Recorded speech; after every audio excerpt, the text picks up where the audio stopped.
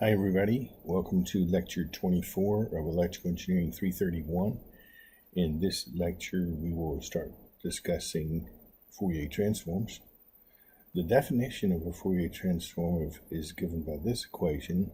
If little x of t is some function in the time domain, then its Fourier transform, capital X of omega, is defined as the integral from negative infinity to infinity of x of t e to the minus j omega t dt. On the other hand, if you have the Fourier transform, x of omega, and you want to recover the time domain function from it, then you use the inverse Fourier transform formula, which is, it says that little x of t is equal to 1 over 2 pi times the integral from negative infinity to infinity of capital X of omega e to the positive j omega t. See, here it was negative j omega t, here it's positive j omega t d omega. Here we're integrating with respect to omega, and in this integral we're integrating with respect to t. And just a note here, in order to use Fourier techniques on a non-periodic function, you must use the Fourier transform. For periodic functions, we can use either the Fourier series or the Fourier transform, but again, for non-periodic functions, we have to use the Fourier transform. Actually, I probably should modify that. There are some special cases of non-periodic functions where you can do what's called a periodic extension, and in those cases, you can use the Fourier series, but those are very special cases that we won't worry about here. So in general, it is the case that if a function is non-periodic, you have to use the Fourier transform instead of the Fourier series. Now, just as was the case with Laplace transforms, there are two tables for Fourier transforms that we will refer to very frequently as we during the next few lectures as we learn about Fourier transforms. And these two tables are tables 5-6 and 5-7 on pages 228 and 229 of your text. So let's jump right in and begin learning how to use these tables to solve some problems. So the first problem I'll call example 24.1, and it is actually problem 5.48b in your text. And it wants us to find the Fourier transform of the time domain function g of t, which is defined to be e to the minus at cosine of omega naught t u of t. Now, if you begin looking at the tables to try to find something that looks similar to this, something that looks like it might be helpful, you'll notice that property 10 of table 5-7 says this is the Fourier transform of an arbitrary function x of t times cosine of omega naught t, and then entry 7a of table 5-6 says that the Fourier transform of e to the minus at u of t is equal to 1 over a plus j omega. So if you think about this, if we, up here in this formula, if we think of x of t as being equal to e to the minus at u of t, then what we have in here will exactly match what we want to find the Fourier transform of. So it looks like we're in good shape. We'll just use this formula right here, but we'll think of x of t as being equal to this. So the Fourier transform then, according to this formula right up here, is equal to 1/2 of x of omega minus omega naught plus x of omega plus omega naught, but x, that capital X function, is equal to this, and so we have 1 over a plus j times omega minus omega naught, and then plus 1 over a plus j times omega plus omega naught. And so let's work with this a little bit and see what we can do.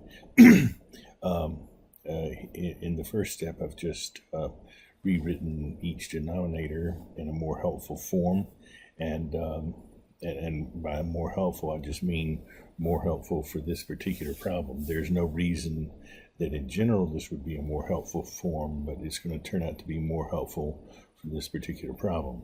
Then in going from this stage to the next stage, we're getting a common denominator here inside the brackets. And then once we do that, once we get a common denominator, we can combine these two terms. And so we have a plus j omega plus j omega naught here, a plus j omega minus j omega naught there. And then both denominators, notice, are just this times this. And you can see that that really has the form of the difference of two squares. A plus j omega minus j omega naught times a plus j omega plus j omega naught. So that's like the difference of two squares, a plus j omega naught, a plus j omega squared minus the quantity j omega naught squared. And so in the top, we're going to get some cancellation. The j omega naught and minus j omega naught will cancel. The two a's will become 2a. The two j omega naughts will become the two j omegas here and here will become 2 j omega. And in the bottom, the a plus j omega squared, we'll leave it as it is, but the minus j omega quantity squared, since j squared is -1, that will become plus omega naught squared in the bottom. And so we get this final answer for g of omega. And actually, if you look closely in the book, you'll see that answer matches entry 13a in table 5-6. So if you had looked very carefully, you could have avoided the need to do all of that work, but I think it was useful to do the work anyway because it introduces us to more of the idea of how to use these different properties in table 5-7. Okay, so that's example 24.1. Now let's look at example 24.2. Here we want to find the Fourier transform of f of t, which is equal to a plus b sine of omega 1t, all multiplied by sine of omega 2t. Now, if we expand this out, then we get f of t is equal to a sine of omega 2t plus b sine of omega 1t times sine of omega 2t. Okay. Now, this first term is easy. It's right in table 5-6. But what about this?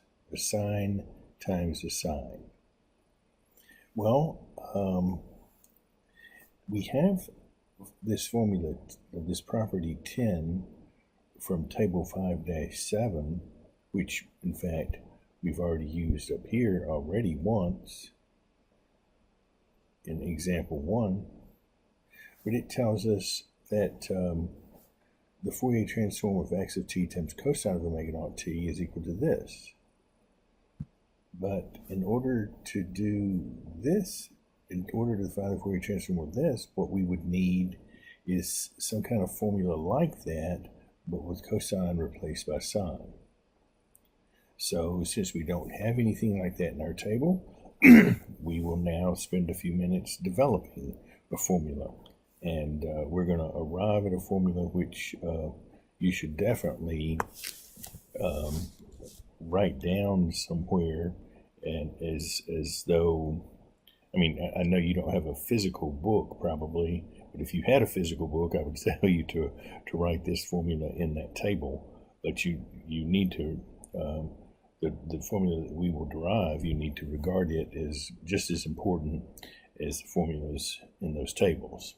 Okay, so let's see how this will go. How can we find out the Fourier transform of x of t times sine of omega naught t? And so I'll show you one way here, and then we'll talk about another alternative. Okay, so one way you could do this, and this gives us still some more practice using table 5-7, if we look here, it tells us that the Fourier transform of one function multiplied by another is 1 over 2 pi times the convolution of the Fourier transform of the first function and the Fourier transform of the second function. Now, you might at first be really sad to see this idea of convolution coming up again, or you might at least be concerned that this is going to be quite complicated because some of our convolution problems were sort of complicated. But remember that these sine functions, the Fourier transform of the sine function, has delta functions in it. And remember that we said that convolutions involving the delta function were very, very easy. So this is not going to be bad at all, as we will see. But let's proceed with the problem then. So what we're going to do here is we're going to use this formula right here to evaluate the Fourier transform of x of t times sine of omega naught t. And so we'll bring down this 1 over 2 pi, and see we're thinking of x of t as being like x1 of t. X of t plays the role of x1 of t. Sine omega naught t plays the role of x2 of t. And so x1 of omega here just becomes x of omega, since x of t is playing the role of x1 of t. But for x2 of omega, since x2 is sine omega naught t, we're going to have to put the Fourier transform of that, which is j pi times delta of omega plus omega naught minus delta of omega minus omega naught. And then we can go ahead and recognize that the convolution of this with this sum is equal to the or difference is equal to the difference of the two. In other words, we just distribute this. So we get j pi times 1 over 2 pi will just give us j over 2, and then we'll get x of omega convolved with delta of omega plus omega naught minus x of omega convolved with delta of omega minus omega naught. Now, just in case you didn't remember what the how to convolve something with the delta function, since it's so easy, I just decided to go ahead and write it out here. So we bring down the j over 2, and the convolution can be written like this. X of omega will become x of omega minus omega prime here, and then the omega in here becomes omega prime, so delta of omega prime plus omega naught d omega prime. And then bring down the minus sign, and then the same kind of thing in here. X of omega will become x of omega minus omega prime, and delta of omega minus omega naught, we just replace that omega by omega prime and d omega prime. Now remember, and this is what makes the function, these integrals with delta functions so nice, is that all we have to do is figure out where the delta function goes to 0, and then use that as the value of omega prime in the other, in the rest of the integrand, and we're done. So here we see that the value of omega prime that will make this argument go to 0 is obviously omega prime equals negative omega naught, and so we evaluate the rest of the integrand at omega equals negative omega, at omega prime equals negative omega naught, and so this will become x of omega minus, and then again omega prime is being evaluated at negative omega naught, so we'll have that. And similarly, same kind of idea here, the value of omega prime that will make this argument go to 0 is omega prime equal positive omega naught, and so if we evaluate this at omega prime equals positive omega naught, it just becomes x of omega minus omega naught. And so finally then, this gives us that the Fourier transform of x of t times sine of omega naught t is equal to j over 2 times x of omega plus omega naught minus x of omega minus omega naught. And as I say here in red, in my opinion, this really should be in table 5-7. And if you will compare it to property 10 in table 5-7, you see how similar they are. This is for what happens when you multiply by the cosine, and this is what happens when you multiply by the sine function. Now, a very interesting observation is that both of these formulas could be very easily derived using property 5 of table 5-7. So let's make sure that's clear. Table 5 of 5-7 says this, that the Fourier transform of e to the j omega naught t times x of t is x of omega minus omega naught. Now, how does that help us to get these two formulas? Because we don't have e to the j omega naught t multiplying by x of t like we do down here. Instead, we have sine of omega naught t or cosine of omega naught t multiplying by x of t. But, and this is something you might have seen before, maybe not, but we'll go over it now. Cosine of omega naught t, this cosine of omega naught t right here, and also sine of omega naught t, both of those could be written in terms of e to the j omega naught t in the following way. Cosine of omega naught t is e to the j omega naught t plus e to the minus j omega naught t over 2. And sine of omega naught t is e to the j omega naught t minus e to the minus j omega naught t over 2j. Now, maybe you've seen these formulas before and know how to obtain those formulas, but if you don't, let's go over that right now. So how do you get, and by the way, these two formulas are really pretty important. They come up fairly frequently, so I would suggest that you commit these to memory. They will come up again not only in this course, but in other courses. Okay, so how do we arrive at these two formulas? Well, it's really simple as long as you remember Euler's formula. This is, some people call it Euler's formula for complex exponentials. But Euler's formula says the following. It says e to the jx. What's the meaning of that? Well, it's cosine x plus j sine x. So how does that help us? Well, first of all, observe that if e to the jx is equal to cosine of x plus j sine x, then e to the minus jx can be thought of as e to the j times minus x. And so then using this formula, that's going to be equal to the cosine of minus x plus j times the sine of minus x. But we know that the cosine of minus x is the same thing as cosine of x, and the sine of minus x is the same thing as minus sine of x. So e to the minus jx is cosine of x minus j sine x. So in other words, notice somewhat what we have so far. E to the jx is equal to cosine x plus j sine x, and e to the minus jx is cosine x minus j sine x. We'll call the first equation equation 1, and the second one we'll call 2. Well, if we add those two equations together, on the left-hand side we'll get e to the jx plus e to the minus jx, as you can see here. It's just adding up the two left-hand sides. But when we add up the two right-hand sides, these terms involving this j sine x and minus j sine x will cancel, and we'll just have 2 cosine x. And then if we divide,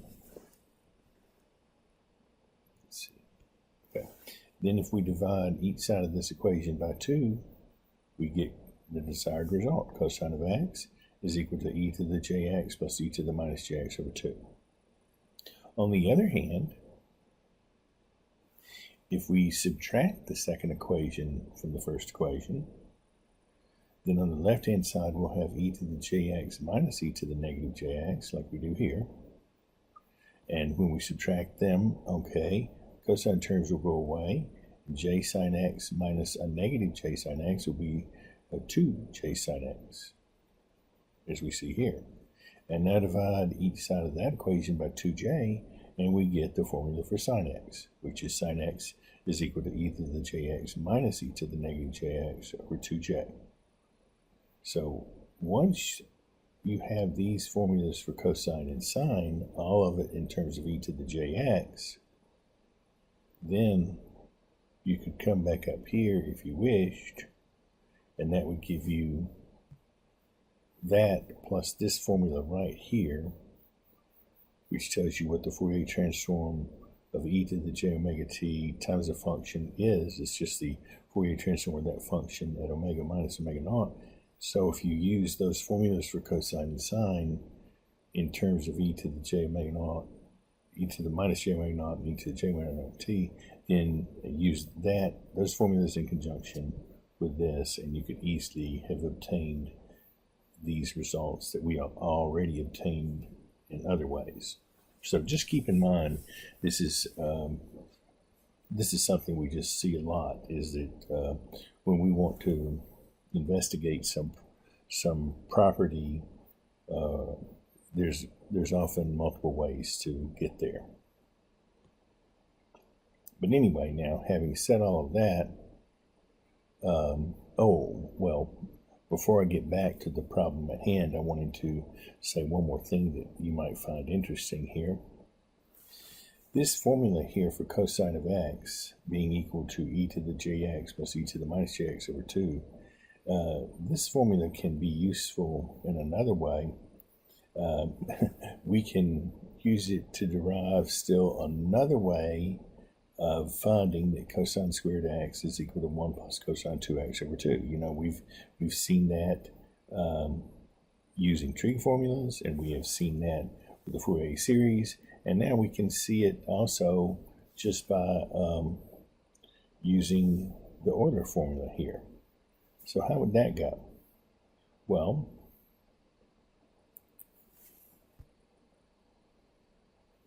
okay. This says that cosine of x is e to the jx plus e to the minus jx over 2. So cosine squared x will be that term squared. And when we square that, okay, when we square the 2 in the bottom, we get 4. And when we square this, okay, we'll get e to the jx times e to the jx. We square the first term to get e to the j2x. Square the second term to get e to the minus j2x. And then when we multiply one times the other and double it, well, when we multiply these by each other, we just get 1, and then when we double that, we get 2. Now, 2 over 4, I'll bring out, and then the rest of it I'll write as e to the j2x plus e to the minus j2x.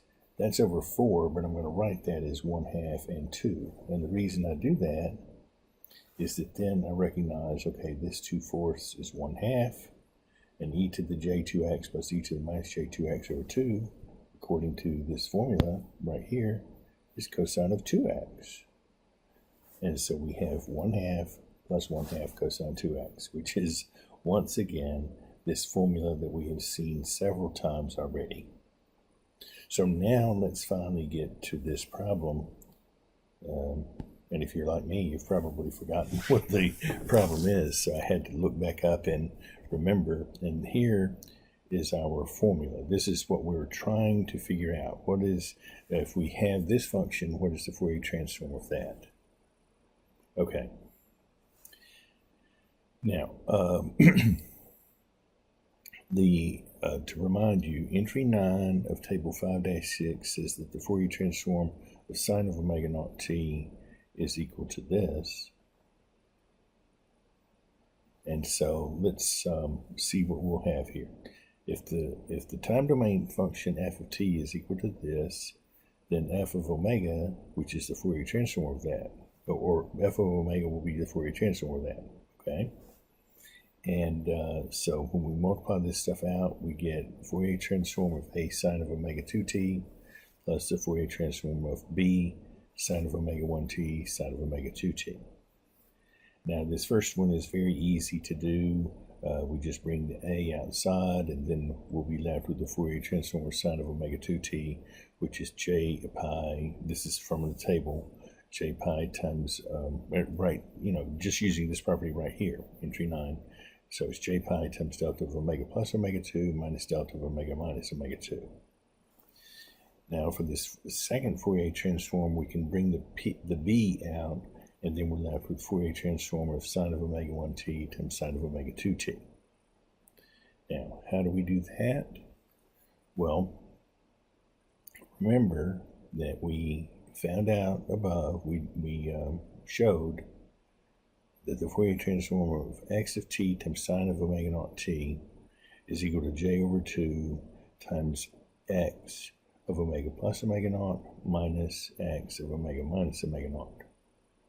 So what we're going to do, since we want to find this Fourier transform of here, we're going to think of that sine of omega 1t as being like x of t, and sine of omega 2t is playing the role of sine omega naught t.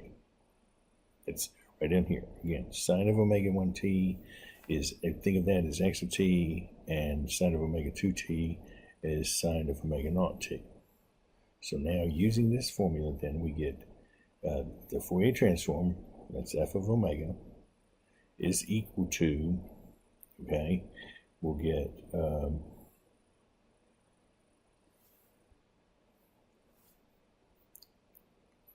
remember, we want to use this formula up here. So we'll have a j pi, or j pi a, that's fine, delta of omega plus omega 2 minus delta of omega minus omega 2 plus b times the Fourier transform of this.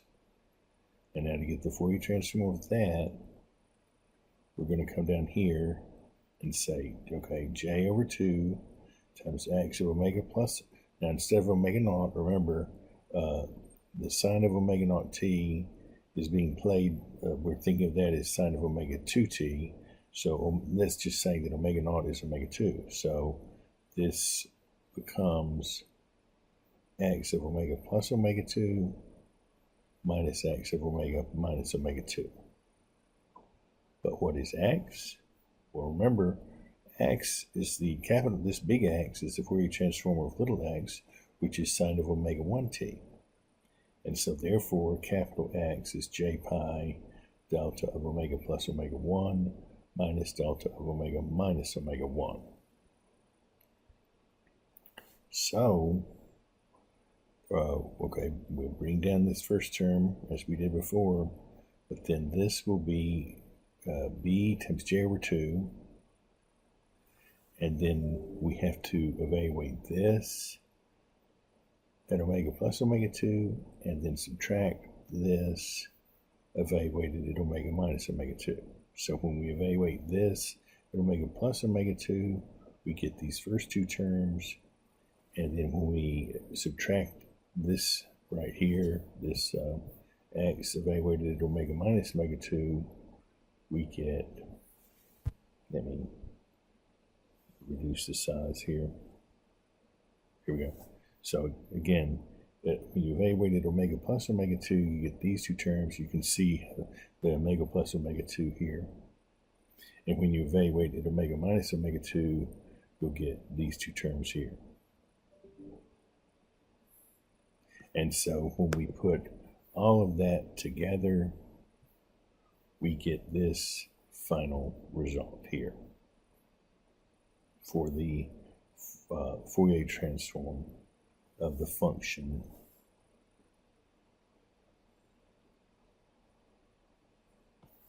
a plus b sine of omega 1t, all multiplied by sine of omega 2t. Here's our answer. So that gives us a number of different looks at using these tables of 5-6 and 5-7, and that will be what you will need to do in working on test 24. I think that you should be prepared now to do that. So good luck, and I'll talk to you soon.